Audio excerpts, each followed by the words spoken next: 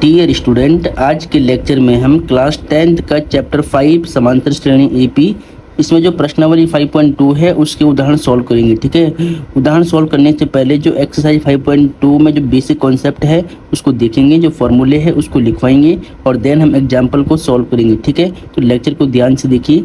तो dear student, exercise 5.2 में जो बेसिक हेडिंग है सबसे पहले वो क्या है, वो है एपी का एनवा पद। एपी मतलब समांतर श्रेणी अर्थमेटिक प्रोग्रेशन। एपी का एनवा पद, nth टर्म ऑफ एपी। ठीक है, एपी का एनवा पद, ये हेडिंग है बेसिकली। तो एपी का एनवा पद कैसे बना है वो हमें निकालना सीखना है। और एनवे पद पे जितने भी क्वेश्चन बोर्ड एग्जाम में आते हैं सारे क्वेश्चन मैं आज के लेक्चर में बताने वाला हूँ। आज का लेक्चर मोस्ट इंपॉर्टेंट होने वाला है। ठीक है, तो देखिए एपी का एनवा पद, इसका दूसरा नाम क्या है, एपी का अंतिम पद भी बोल सकते हैं आप इसको। ठीक है, एपी का अंतिम पद। ठीक है, एपी का अंतिम पद बोलो, last term of N AP. ठीक है, एपी का एनवा पद बोलो या एपी का अंतिम पद बोलो। ठीक है, एक नाम से इसको और जाना जाता है एपी का व्यापक पद। ऑब्लिक करके यहाँ पे लिखो, एपी का व्यापक पद, general term of N AP, AP का व्यापक पद। ठीक है, बोर्ड एग्जाम में आपसे ये पूछ सकता है कि एपी का एनवा पद ज्ञात करो या एपी का अंतिम पद ज्ञात करो या एपी का व्यापक पद ज्ञात करो। ठीक है, तीनों का मतलब एक ही है। बिल्कुल कॉन्सेप्ट बता रहा हूँ जड़ से एकदम, एक एक सवाल आप पे सॉल्व हो जाएगा। ठीक है, कॉन्सेप्ट को पहले ध्यान दीजिएगा, ध्यान से समझिएगा पहले।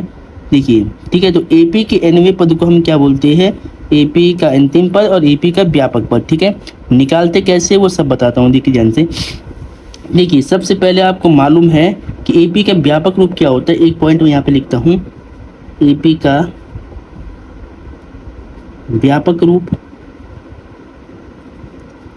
व्यापक रूप आपने पढ़ा है एपी का कि एपी इस फॉर्म में होती है A plus D, A plus 2d, A plus 3d and so on. ठीक है, A plus N minus 1 into में डी।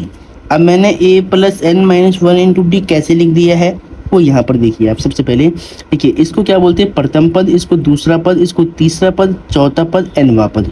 एनवा पद का फॉर्मूला ये होता है। बना कैसे, देखिए, अगर प्रथम पद लिखना होता तो ए1 होता है, ए1 ए के बराबर होता है। इसका मतलब इसमें डी नहीं होता, सारवंत नहीं होता, 0d होता है। ठीक है, प्रथम पद ए1 को ए लिखा जाता है, इसका मतलब इसमें डी नहीं है तो 0d बोल दिया हमने इंटू में। ठीक है, 0 बन जाएगा वो। दूसरा पद ए2, ए2 का फॉर्मूला आपको पता है, ए प्लस डी होता है, डी मतलब 1d।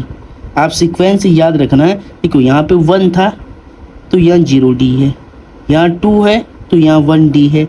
ऐसे अगर मैं ए3 का फॉर्मूला यहाँ पे लिखूँगा तो ए प्लस में 2d होता है, ये आपको पता है, बेसिक में बता रखा है मैंने 5.1 के बेसिक में। देखिए, यहाँ 3 है तो यहाँ 2 है, 2d है।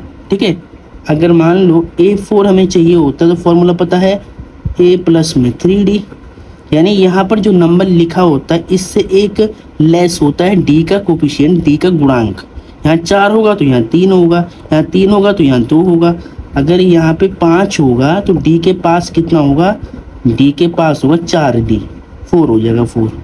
ठीक है, तो इसी क्रम में अगर हम आगे चलते जाएंगे एन सो आगे तक जाएंगे, बहुत आगे तक, यानी एनवे पद तक जाएंगे, एन टर्म्स तक जाएंगे, एन एनवा पद। ठीक है, एन की वैल्यू 1 2 3 4 5, एन की वैल्यू कुछ भी हो सकती है।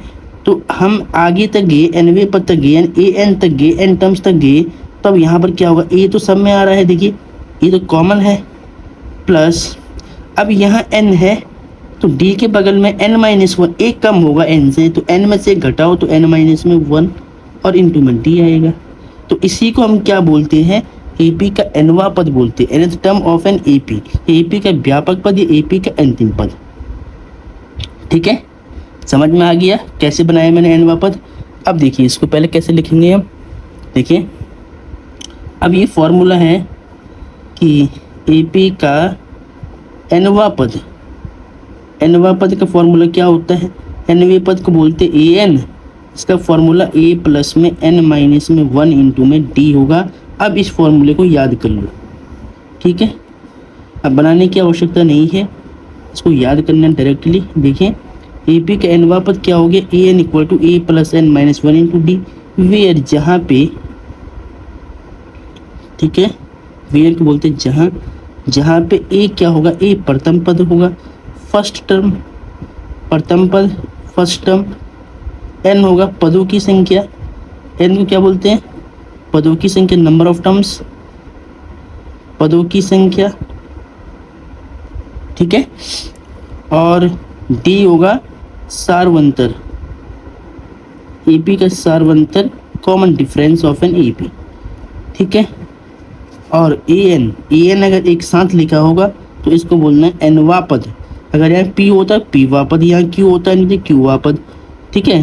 तो ऐसे हम इसको बोलते हैं, यहाँ एन लिखा हुआ है तो एनवा पद, ये व्यापक पद, ये अंतिम पद, ठीक है। तो इसी फॉर्मूले पर जो एक्सरसाइज 5.2 के एग्जाम्पल है और क्वेश्चन से वो इसी फॉर्मूले पे सॉल्व होंगे।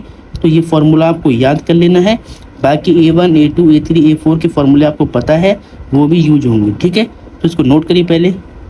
तो nवें पद को आप an लिखेंगे, या आप इसको और करके ऐसे भी लिख सकते हैं, last term l equal to a plus में n माइनस में 1 इंटू में d। एक ही बात है, an लिखो या l लिखो, लास्ट टर्म मतलब l और nवा पद मतलब an, ठीक है। तो अब ये फॉर्मूला आपको याद करना है। अब हम इसके बाद एग्जाम्पल लेते हैं जस्ट। अब डियर स्टूडेंट, उदाहरण नंबर 3 को देखिए एनसीईआरटी बुक में। ये एग्जाम्पल मोस्ट इंपॉर्टेंट है, बोर्ड एग्जाम में 2 नंबर में हर साल रिपीट होता है, ठीक है। तो ध्यान से समझिए, A P such that 2,7,12 equal to का 10वां पद ज्ञात कीजिए, ठीक है। इस ए पी का आपको 10वां पद निकालना है, 10th टर्म्स इसकी फाइंड आउट करनी है, ठीक है। तो कैसे करेंगे देखिए ध्यान से। ये मैंने एग्जाम्पल लिख लिया है पहले पेज पर, देखिए यहाँ पे आपको दिख भी रहा होगा। चलो, तो इस ए पी का आपको 10वां पद निकालना है, ठीक है। एग्जाम में लिखना कैसे वो पहले ध्यान से आप समझिए।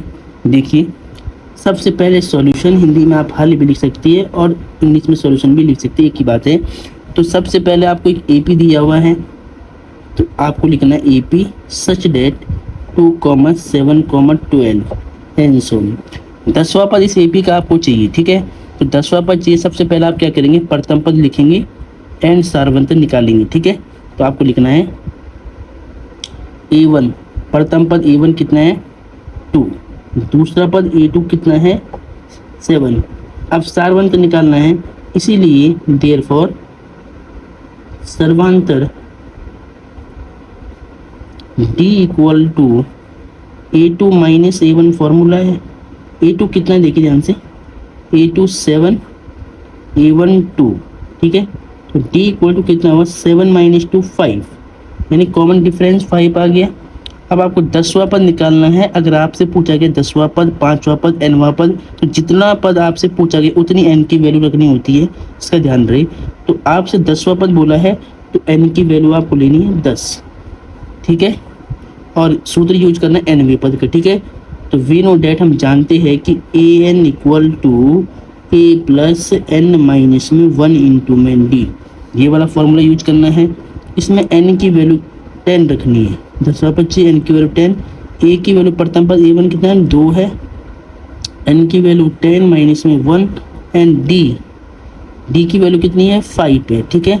सॉल्व करेंगे, a10 मतलब क्या होगा 10वां पद होगा, AP होगा तो Pवां पद, AM होगा तो Mवां पद, AN होगा तो Nवां पद, ठीक है। ऐसे याद रखना है इसको। तो यहाँ पर A10 लिखा है 10वां पद होगा, ठीक है।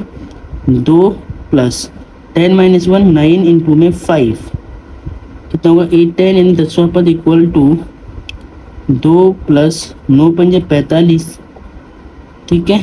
तो कितना होगा 10वां पद 45 2 47, ठीक है। तो अतः करके यहाँ पे लिखना होगा, अतः AP का 10वां पद AP का क्या होगा 47 होगा, ठीक है। ऐसे आपको एग्जाम में लिख के आना सीक्वेंस में। क्वेश्चन मोस्ट इंपॉर्टेंट है, एक बार ध्यान से देखिए इसको। अब डियर स्टूडेंट, एग्जाम्पल नंबर 4 को ध्यान से देखिए। AP 21 18 15 का कौन सा पद -81 है, इस AP में कौन से नंबर का पद -81 होगा वो आपको बताना है। और साथ ही क्या इस AP का कोई पद शून्य है, आपको ये भी बताना है कि इस AP में कोई पद शून्य हो सकता है क्या। सकारण उत्तर दीजिए और आपको कारण भी देना है कि कोई पद शून्य है तो क्यों है। ठीक है, तो हम क्या करेंगे, सबसे पहले हम फर्स्ट वाले पार्ट को सॉल्व करते हैं, फिर सेकंड वाले पार्ट को सॉल्व करेंगे। ठीक है, तो देखिए ध्यान से। तो यहाँ पे ध्यान दीजिए, AP 21, 18, 15 का कौन सा पद -81 है, ये हमें बताना है। ठीक है, तो हम क्या करेंगे, सबसे पहले तो हम यहाँ पे सॉल्यूशन लिखेंगे और दी गई AP लिखेंगे। यहाँ पे लिखेंगे हम दी गई AP, या सीधा आप AP भी लिख सकते हैं। AP क्या है, 21, 18, 15 एंड सो ऑन। कौन सा पद -81 होगा, तो आपको मान के चलना है कि nवां पद -81 होगा। ठीक है, तो इससे पहले आपको देखिए, जब भी अगर AP दी जाती है तो आपको प्रथम पद और सार्वंतर निकाल देना है। ठीक है, तो हम यही काम करेंगे। पहले प्रथम पद यानी A1 कितना है, 21। दूसरा पद A2 होता है कितना है, 18 है। इसीलिए सार्वंतर यानी D कितना होगा, फॉर्मूला A2 माइनस में A1 होता है। A2 कितना है, 18 माइनस में 21 कितना होगा, 18 और 3 21 होगा, 3 बचेगा। ठीक है, अब बोला है कौन सा पद -81 है, तो हम मान लेंगे कि माना AP का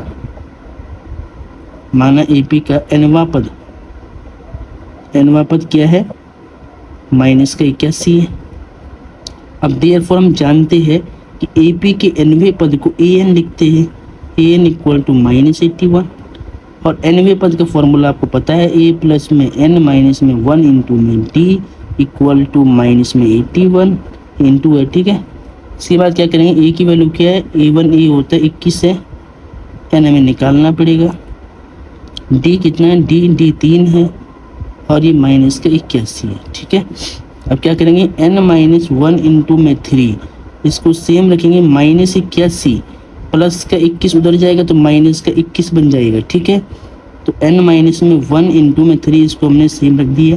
देखिए माइनस माइनस प्लस होगा तो 1 तो 2 हो जाएगा, 8 और 2 10 हो जाएगा। ठीक है, तो ये कितना होगा, ये हो रहा है 102 माइनस का। ठीक है, अब देखिए 3 के पारे से कट जाएगा। ठीक है, तो हम N-1 लिखेंगे और ये मल्टीप्लाई का 3 डिवाइड में आएगा तो 102/3 ऐसे हो जाएगा ये।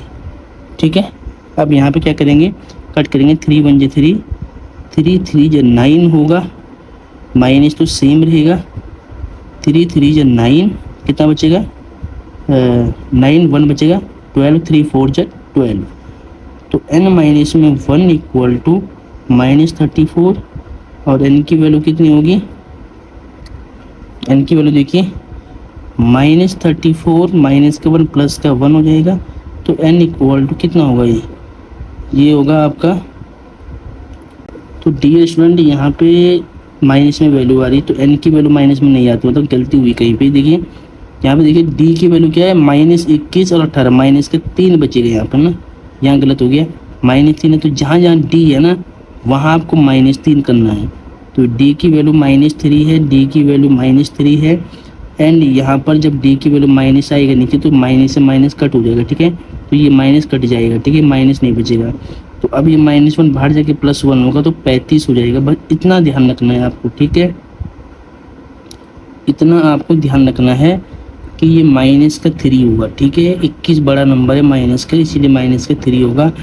तो आप लिख सकते हैं कि AP का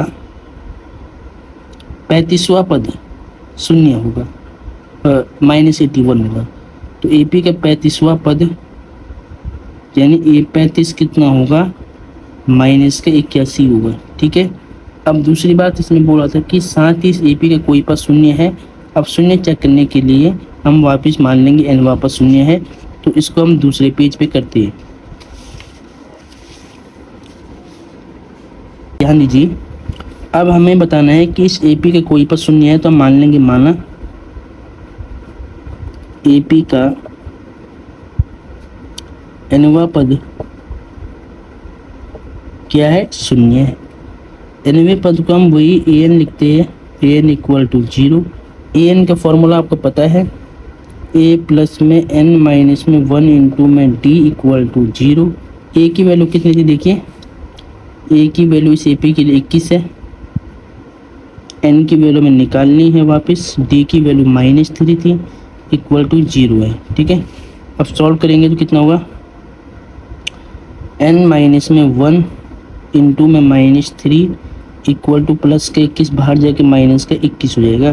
तो n माइनस 1 बचेगा कितना होगा, -21 बटे -3 मल्टीप्लाई के डिवाइड में माइनस से माइनस कट हो गया, 3 सत्ते 21 हो गया। तो n माइनस में 1 equal to 7, n equal to 7 plus में 1, n इक्वल टू 8। ठीक है, तो अतः हम कह सकते हैं कि अतः AP का 8वां पद शून्य होगा। AP का 8वां पद यानी A8 क्या होगा, शून्य होगा। ये आपका आंसर है। ठीक है, तो डियर स्टूडेंट ये एग्जाम्पल 4 भी आपने सॉल्व कर दिया है। अब एग्जाम्पल 5 की ओर चलते हैं। अब डियर स्टूडेंट उदाहरण नंबर 5 को देखिए। वह AP निर्धारित कीजिए जिसका तीसरा पद 5 और 7वां पद 9 है। आपको AP फाइंड आउट करनी है जिसका तीसरा पद और 7वां पद आपको पता है। ठीक है, तीसरा पद 5 दिया है, 7वां पद 9 दिया है, AP आपको ज्ञात करनी है। तो ठीक है, करते हैं। देखिए, तो देखिए यहाँ पे क्वेश्चन मैंने लिख दिया है, आपको ध्यान से समझना है। ठीक है, चलो। वह AP निर्धारित कीजिए जिसका तीसरा पद 5 है, 7वां पद क्या है, 9 है। ठीक है, तो क्या करेंगे, सबसे पहले तो हम सॉल्यूशन लिखते हैं यहाँ पर। और सबसे पहले देखिए, किसी भी AP को निकालने के लिए आपके पास सार्वभौमिक और प्रथम पद होना चाहिए होता है। तो हम सबसे पहले यही मान लेते हैं कि माना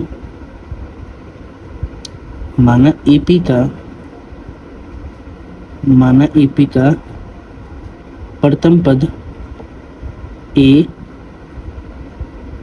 तथा AP का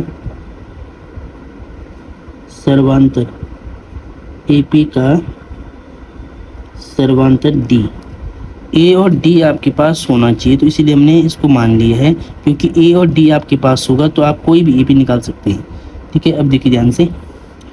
तो चूंकि आपको दिया हुआ है, ठीक है, यहाँ पे आप लिख सकते हैं दिया है। पूरा सीक्वेंस में बता रहा हूँ कि बोर्ड एग्जाम में आपको ऐसे ही कॉपी करना है, कुछ सोचना ही नहीं है। ठीक है, दिया है तीसरा पद 5, यानी तीसरा पद होता है A3, कितना है, 5 है।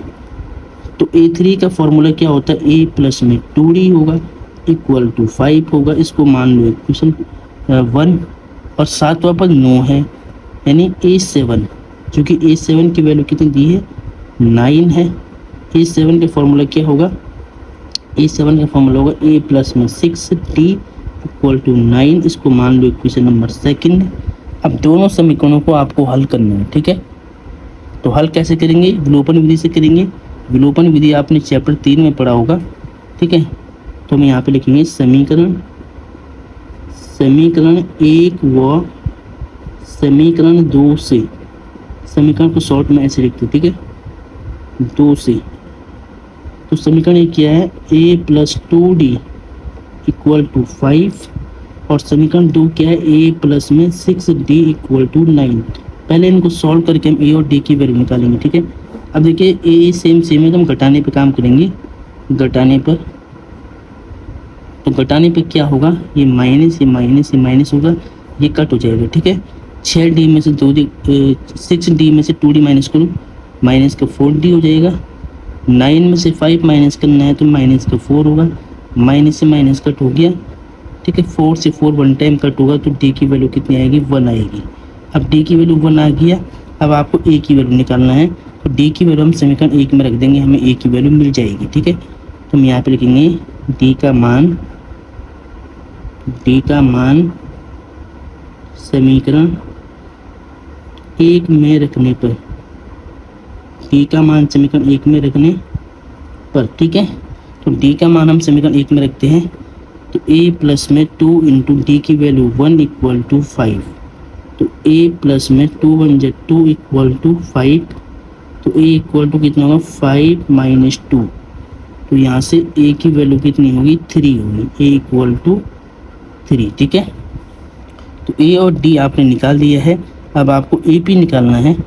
तो चूँकि AP, ठीक है, AP इस फॉर्म में होती A plus D A plus 2d and so on. तो आप क्या करेंगे, अब ए पे निकालने के लिए आप वैल्यू यहाँ रख देंगे। तो ए की वैल्यू कितनी है 3, प्रथम पद आ गया, ए की वैल्यू 3 और डी की वैल्यू कितनी है 1। ठीक है, ए की वैल्यू 3, 2 इंटू डी की वैल्यू कितनी है 1 है। तो वांछित ए पी कितनी होगी 3, 4 और 2 3 6, नहीं 2 1 2, 2 प्लस 3 5 एंड सो। ठीक है, तो अतः वांछित एपी, तो वांछित एपी आपके पास क्या निकली 3 4 5, अगर आप एक और निकालोगे तो 6 आएगा, फिर 7 आएगा एंड सो। ऐसे आपके पास एक एपी आ जाएगी। ठीक है, तो एग्जाम्पल 5 को आपको इस प्रकार से सॉल्व करना था। एक बार ध्यान से देखिए।